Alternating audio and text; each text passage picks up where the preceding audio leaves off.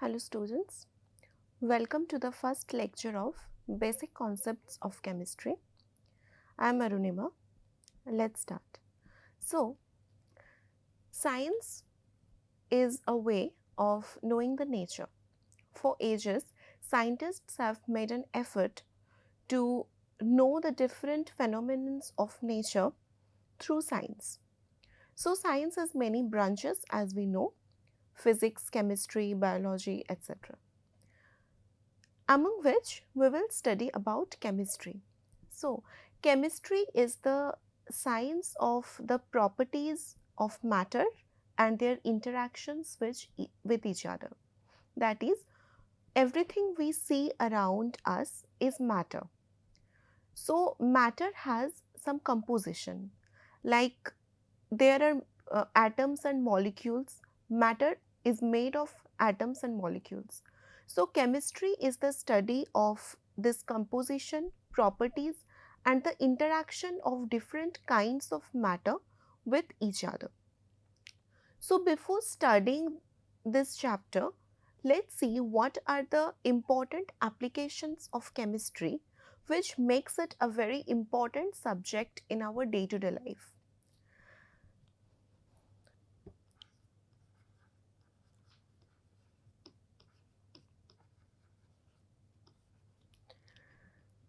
Chemistry is the branch of science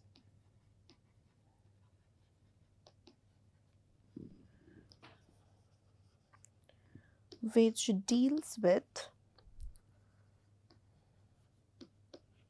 composition,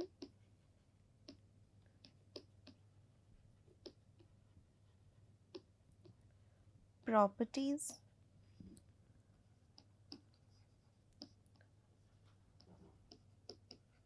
and interaction of matter. Okay. So, matter, as we know, it is made up of atoms and molecules. Okay. So, before getting into the other concepts, we will discuss about applications of chemistry.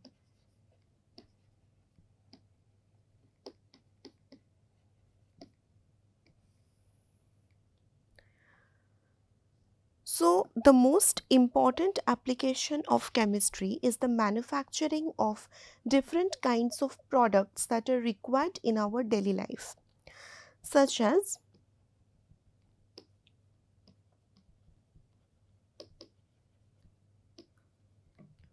manufacturing of life-saving drugs or medicines,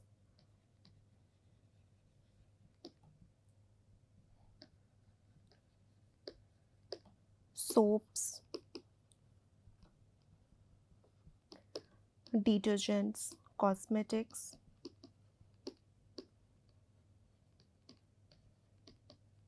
fertilizers, etc.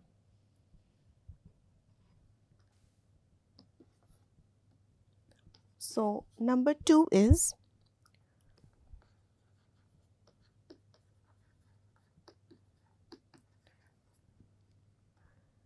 synthesizing new molecules or modification of existing molecules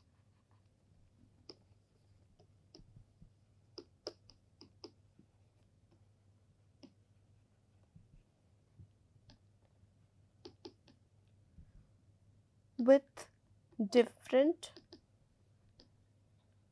electrical, magnetic, and optical properties. So, these type of materials are required in the manufacturing of new technologies, new machines, which help us in having new discoveries and making our lives easier.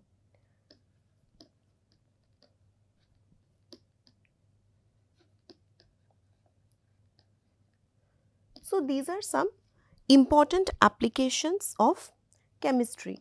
Also, it is required for environmental purposes, such as nowadays research is going on for biodegradable polymers which can be used in packaging, and we can reduce the use of plastic. So, due to these research in chemistry in the recent years, we have been able to eradicate many problems that were arising from pollution, such as we know that previously CFCs or chlorofluorocarbons were used in refrigerators, which caused the ozone layer depletion. But in the recent years, the ozone layer depletion has been corrected to many extent, and it has reduced because we no longer use CFCs. So this has been possible because the researchers are trying to discover various eco-friendly molecules and eco-friendly compounds in chemistry which can be used for environment friendly purposes. So these are the major applications of chemistry. Now we will study about some basic concepts which we will use in studying the other chapters. So first of all, we need to study about matter. So matter has to be described through different entities. Okay. If we want to describe matter, then we need to know about its mass, volume, density, length, etc. So these are the different entities by which we can describe a matter. And matter also has different states.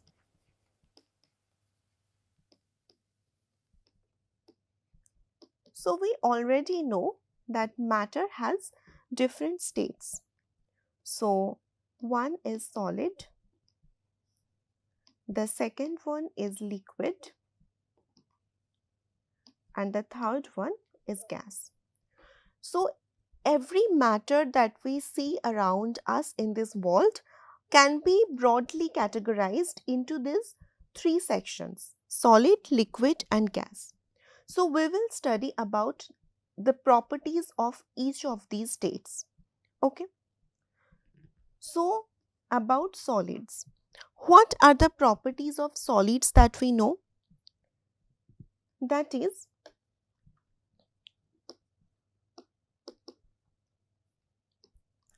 solids are those compounds which are held very closely to each other. That is, if matter is made up of molecules, let's say, so they are held very close to each other.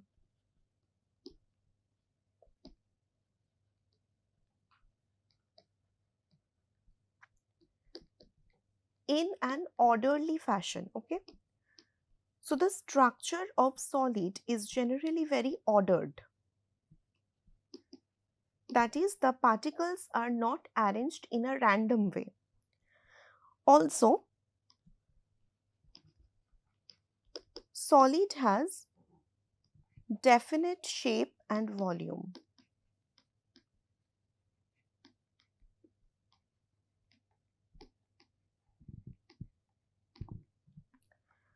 And they have very less freedom of movement.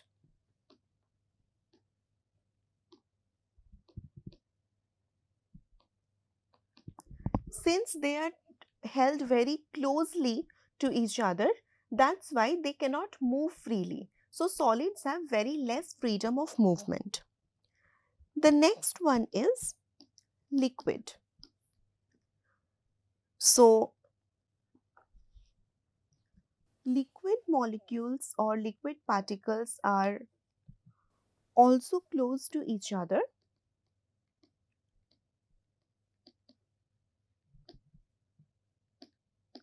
but not as much as solid. Okay. So liquids are kind of an intermediate state between solids and gases. So the particles in a liquid are closer to each other than the gases, but not as much as the solids. Okay. They have freedom of movement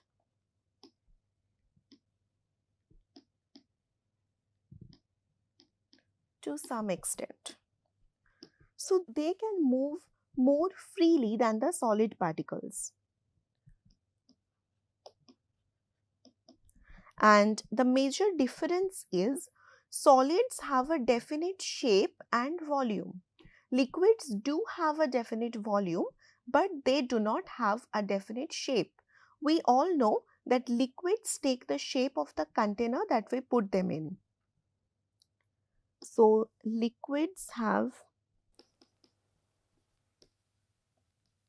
definite volume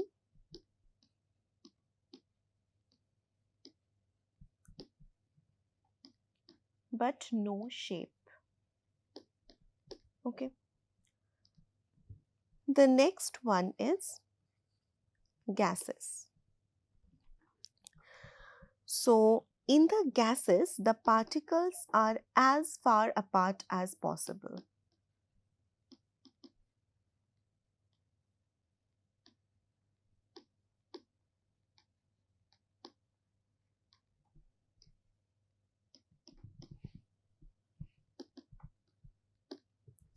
Okay. The second point is they have a lot of freedom of movement. The movement of gas particles are very easy and fast.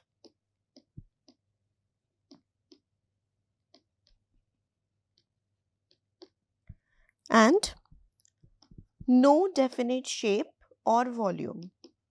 Liquids had definite volume but no shape, but gases, neither they have shape nor they have volume.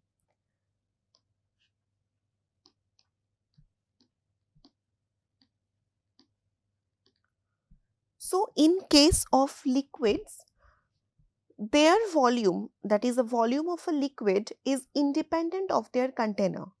So it doesn't matter how big the container is, the volume of the liquid doesn't change. But for gases, since the particles are as far apart as possible, so the volume of gases are equal to the volume of the container.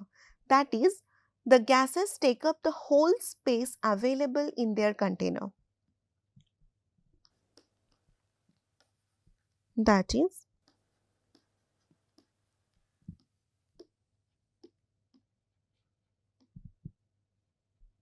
gases completely occupy a container.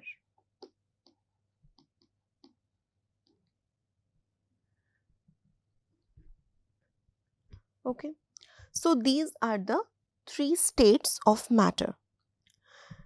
Now solids, liquids and gases are interconvertible. Okay, these three are interconvertible. That is, a matter can change its state from solids, liquids and gases, but not at every conditions. We know that there are certain specific pressure and temperature at which the change of state is possible. Okay, so they are interconvertible but in specific temperature and pressure. So, by default, we consider the atmospheric pressure as 1 atm, right? So, at this pressure, let's say when a solid changes to liquid. So, the process of the conversion of solid to liquid is called melting. And the specific temperature at which this occurs is called the melting point. we can write it like this, melting point. Okay.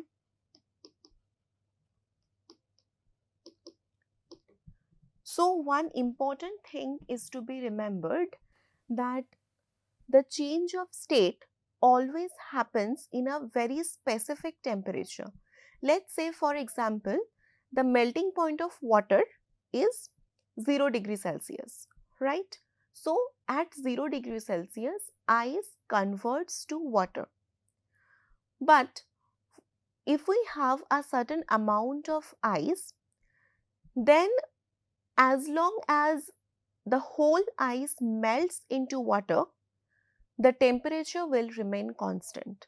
That is, if we heat the ice up to 0 degree, then as long as some amount of ice are still left, the temperature will not increase. So, melting point remains constant. And for the opposite case, that is from liquids to solids, this process is called freezing. Okay. So, melting point is equal to freezing point.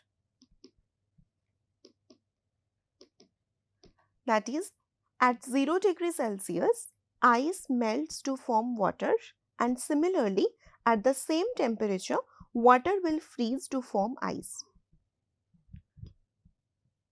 The next is liquids to gases.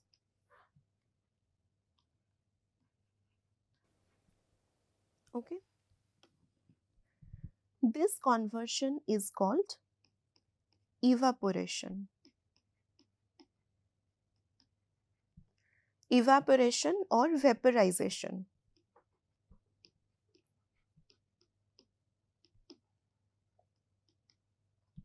And this temperature is called boiling point. So, this is also called boiling. Okay. So, this temperature is called boiling point.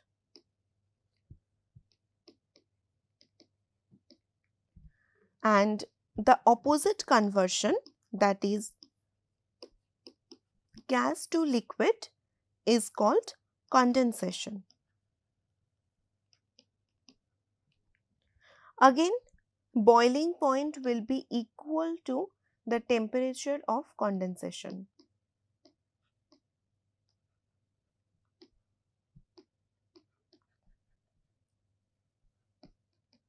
Okay, that is, at 100 degrees Celsius, we know that water converts to water vapor, that is, water vaporizes.